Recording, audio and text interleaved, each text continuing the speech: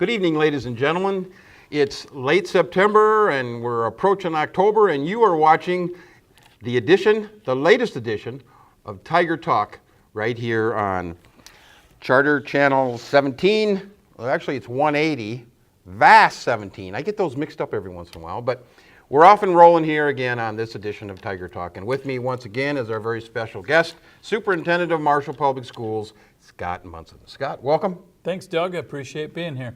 Well, it's always fun when we get together once a month to talk about what's happening in our Marshall School District. And of course, we talk about some of the issues. I know you've got a school board meeting later on this evening. You usually have a couple of them a month, so it gives our viewers a chance to kind of catch up, find out what's happening. And I know that we're going to keep this first segment a little short because you got some very special guests coming on for the second part of this half-hour show, once again entitled Tiger Talk.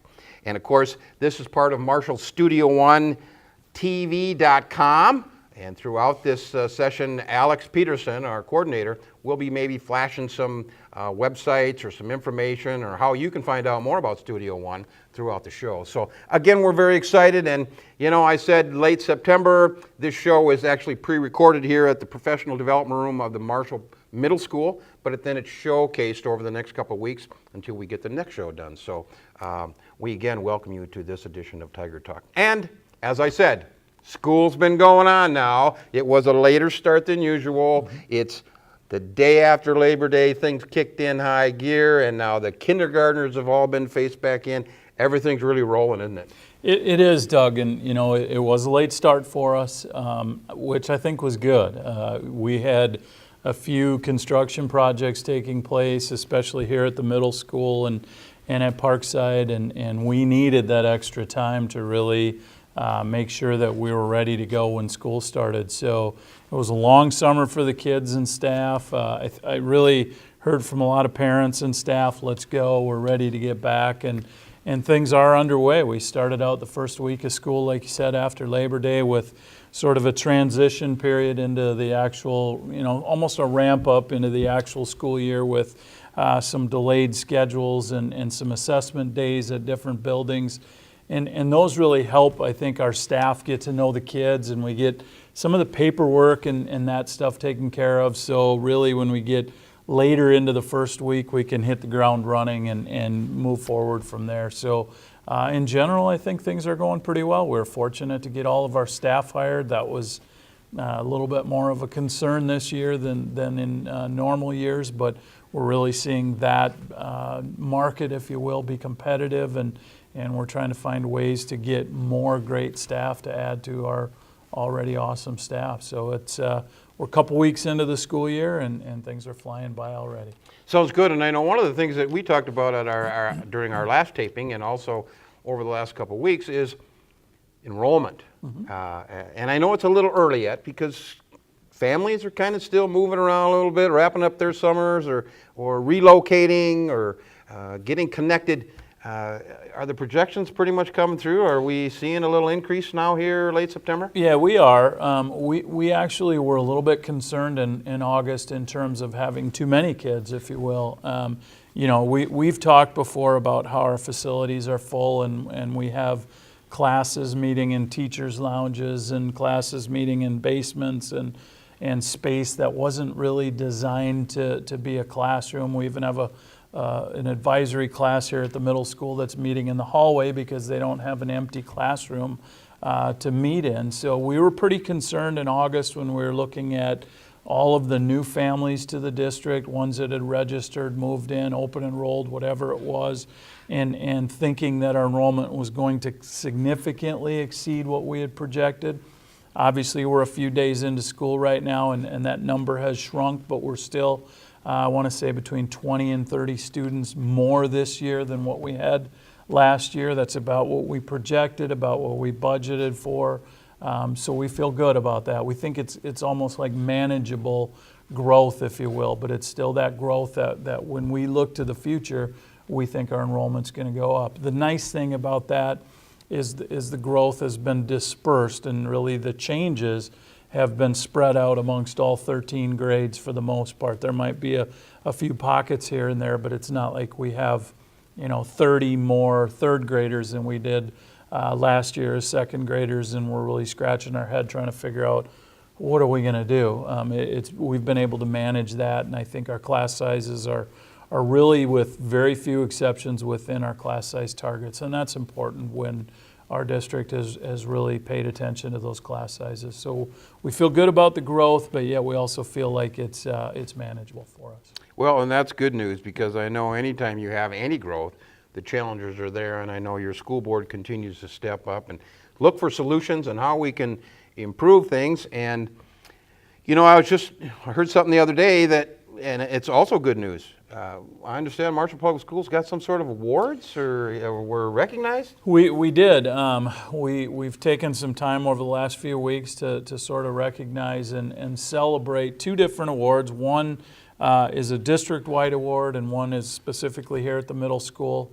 And the Marshall Middle School was recognized for what's called exemplary status by the Minnesota Department of Education for their efforts related to PBIS and the PBIS program that we have in the middle school. PBIS is Positive Behavioral Interventions and Supports. It's a statewide program to really that focuses on positive aspects and really affirming the positive things that happen when it comes to student behavior, conduct, expectations, things like that.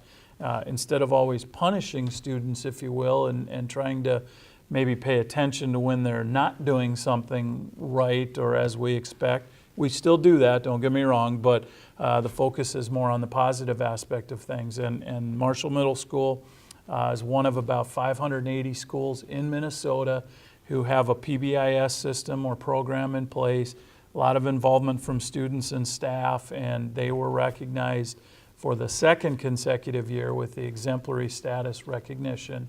I think each year only about 30 or 35 districts are recognized with exemplary status, and only 5 or 6 are recognized for consecutive years. So it really puts the middle school sort of in an upper class or an elite status position, if you will. We're excited about that work. We took some time to celebrate the first week of the school with kids, and it's important to know that this is something that is really congratulating our students, our staff, and our families, as well as our community. It's something we can all be proud of, but it isn't something that just happens with the students or just the staff. It's really, that whole village concept. So that was exciting. And then we were also notified, I believe it was the end of August, that as a school district, Marshall was recognized by the Association of School Business Officials for a Certificate of Excellence in Financial Reporting. And I know Mr. Lamprecht and our whole district office staff, our administration, we really work hard to be accurate with our financial reporting, be transparent, be thorough, really put a lot of thought into it, report it back as much as possible. And there's sort of a checklist of things that we had to do as a district to earn this recognition. And I think it's the 6th or 7th consecutive year that our district has won this. So kudos to our staff and everybody who really has contributed to that award as well. And we want to make sure that we say to people thank you and congratulations on the work that they do. So we're excited about those. Well, and congratulations to you and your staff, because putting a team together like that is not always easy as people think. And you got to have that collaboration. You got to have the give and take a little bit. You got to be able to be flexible and kind of look out for curveballs whenever, and be ready to keep moving in a positive way. And I know that the Marshall Middle School, with their respect, responsibility, reward system, that whole effort has been going on for a few years now, and it's wonderful that they get rewarded and recognized for their efforts. It really is, Doug, and I think that they have a really kind of a special climate and culture here, and it's a positive one. Not to borrow from the PBIS part, but it is really a positive one. Not that other schools don't, but in our district and also anywhere, but every school has a culture and a climate, and I think this is the Department of Education's way of saying we recognize the work that you're doing, and we don't often as educators take time to sort of breathe that in and reflect on that, and I get to work with great people. I really do. I'm very fortunate, and when other people like ASBO and the Department of Education recognize that, it's special for everybody. I hope it is. Yep. Well, that's a great tie-in when you mention staff and other administrators, because again, we're going to take a real short break right here, right now, and bring back some of the great administrative leaders, principals, assistant principals. You're going to get a chance to bring them on. I'm sure that this show will be really watched by a lot of folks as they get to maybe see a different side of their administrators. But they do a wonderful job. I've gotten to know almost all of them, and very outstanding individuals. So again, we want to thank you for watching this edition of Tiger Talk here on Charter Channel 180 or VAS 17. And of course, MarshallStudio1TV.com is where you can find all the programming that Alex Peterson provides behind the cameras. So with that, we're going to be back in about a couple clicks. And again, Scott, thanks very much for another great edition of Tiger Talk. You have a great second part of the show, and Awesome. We'll see you next month. Thanks a lot, Doug. Thank you very much. Hey, I'm Scott Munson, Superintendent in the Marshall Public Schools. Glad to be here today recording this segment of Tiger Talk TV. I have 4 very special guests with me today, all of who are going to talk a little bit about attendance and share some information at their particular grade level. We're not here to say that we think we have an attendance problem in Marshall, but we are here just to share that information and continue to work on ways to keep our attendance at a good level and maybe improve it, if you will. So I'm going to have them introduce themselves, and we're going to start with Jeff Hansen. If you'd introduce yourself quick, Jeff. Jeff Hansen, Assistant Principal at Marshall Middle School. Jeremy Williams, Principal at Westside Elementary School, grades 3 and 4. Travis Frazee, Assistant Principal at the high school. Michelle Noriega, Assistant Principal at our alternative school, Marshall Area Technical and Educational Center. So just starting out, general question for all of you. Why are we here? Well, I mean, I shared a little bit of information, but why are we talking about attendance? We're going to do it 3 times over the course of the next 2 months. Why are we talking attendance? I think one of the things is that regular school attendance is the best way to assure that students receive the best education possible. You know, students are expected to be present, punctual, and having them there it's very important. And I know Travis and Michelle and Jeremy have some things to address on that as well. Yeah, and just adding a little bit to that, I mean, I can't believe what the research is saying as far as, like, you know, looking at kindergarten and preschool. You may look at those things and saying, it's preschool, but how important that is to get kids off to a good start. Because if they start off behind, there's a great chance that they are going to stay a little bit behind. It's kind of like starting a race, whereas somebody else starts, 20 feet ahead of you or something like that, and you're only going 100 feet. It's just hard to catch up. So We can't educate students that aren't in school. So we need to make sure that they're there, whether it be excused or unexcused. We just want to be aware of where we're at with attendance and what we're doing there. And school is a safe place for students to develop and learn the skills necessary to be successful in any career they choose or if they're going on to college. And it's a place where they can fail in a safe environment, be supported, get questions answered, get the help they need. And again, if you're not here, you can't get that. Absolutely. So each of you probably has a little different story to tell, but let's maybe talk about when you think of attendance, for what's the impact, good or bad, for students, for staff, and for parents. Where are we coming at, I guess, from a school perspective in all of those groups or with all of those groups? Again, whoever wants to go. I just look at the achievement. Students who attend school regularly are more likely to pass the reading and math assessments than students who don't attend regularly. It's an opportunity for our older students. Being in school gives them a chance to learn about college, scholarship opportunities, and to take important exams that they need to build a successful academic record. It's exposure to our English language. We have some students that they're new to our community, and it's important to have them there just to get that general exposure. And it's being part of a school community. Just being present at school allows our children to feel that they're a part of something. So when students aren't here, they're kind of missing out on some of those things. yeah, and just to add to that, I feel like it can cause that disconnection, if you will, in community as a whole. And I think when you feel kind of like a loner and things like that or whatever, that also with that, it makes it, a lot of times you have a lower level of self-confidence. And so I think that is another, important factor with that as well. So at elementary level, we certainly recognize that there's so much more to school than just the academic piece too. There's so much social emotional learning. We're setting a foundation for outside of elementary school, and really thinking about a job to be successful, you have to be there, you have to be dependable. So we want to set those good habits and establish that early. And an absence from school can never truly be made up. You can do the homework, but you can't make up all those social and other pieces that you miss when you're not in class. Lots of different things. You talked about getting that foundation.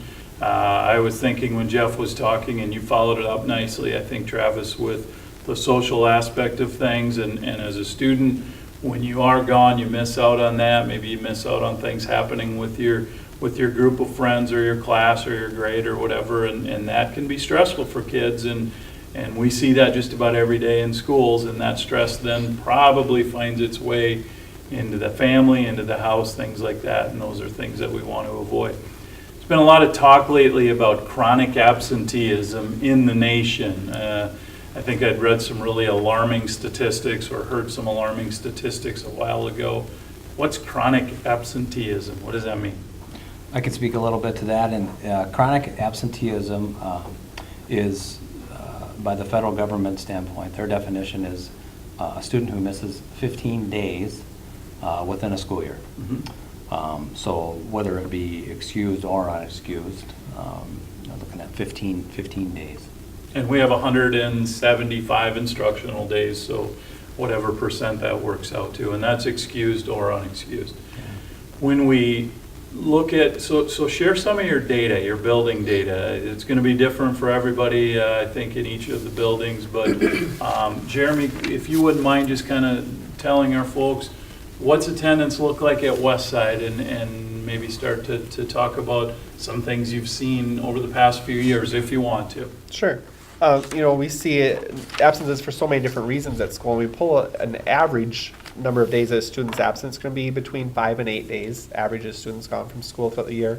You consider illnesses and all these different things. And it's a lot of different scenarios. But we also have students that miss a lot of days of school, and we really take it on an individual case by case basis to determine what's going on with that student, working with that family and that student to either help them if they can't be in school for medical reason or something, or how do we get them to school? Yeah, as far as the high school goes, we, per student right now, our average is, they miss about 9 days, 9.04, and looking at the data.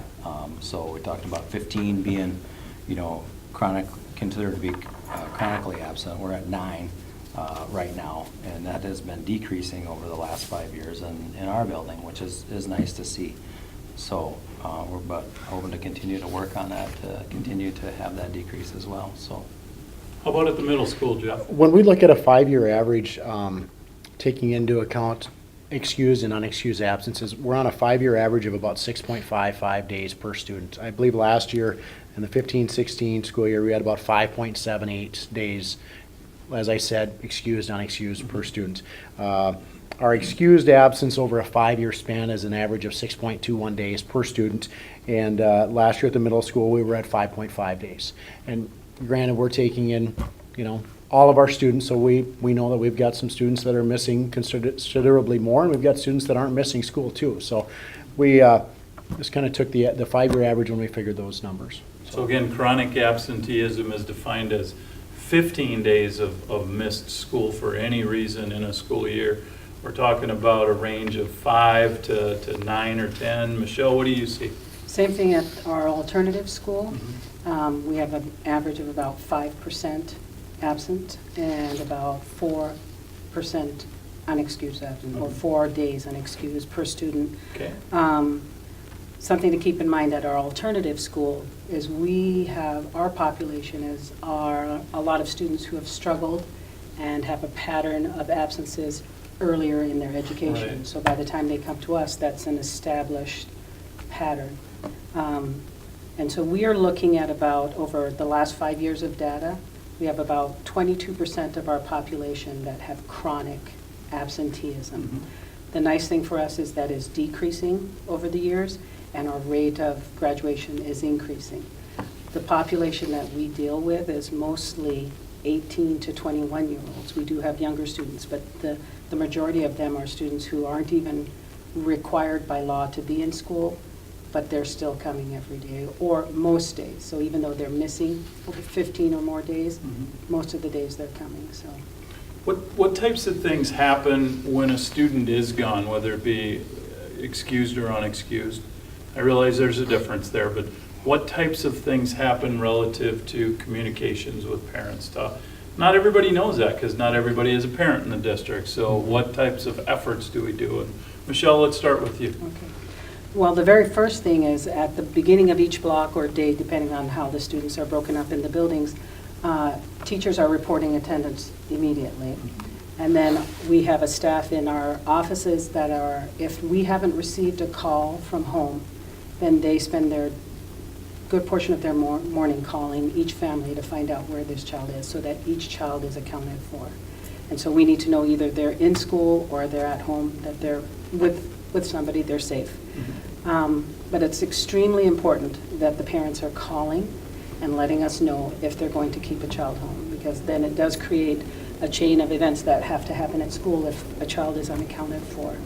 And something that we didn't mention earlier, even though we say chronic absenteeism is 15 days, in the state of Minnesota, the county requires us to report a student truant if they are missing 7 days or more, 7 unexcused days. So there are other steps before we get to 15 days that we as a school have to take or are required to take. But even on a daily basis, we're contacting the homes if we have a student not in our building. Similar in other buildings? I would, process. I would say the process is the same. You know, I think we're all in agreement. Our number one concern is safety of our students. You know, when they're not in school, we really need that parent contact, so we're sure they are safe. Just knowing where they're at, and we don't try to be intrusive or anything like that.